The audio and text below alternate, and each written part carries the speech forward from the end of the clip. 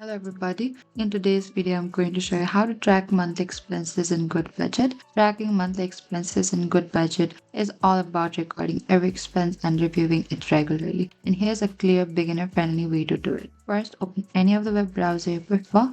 In the top, you can find there's an address bar. Type down goodbudget.com and enter it, and make sure to log into your account already in the top right corner here. So over here, before tracking, make sure you have already set up your monthly budget first. When you've added your income, you've used all of the fill envelopes in the top here. Make sure you fill up your envelope here. You can select your groceries, add down your prices, gas and savings, and you can simply save it over here. You need to record every expenses each time. You need to click onto this add transaction here, select the expenses, enter the amount here, type down the pay, type down the amount here as well, select the envelope for it, type down the check, which is optional. You can also select to display over here, and you can save it on the bottom.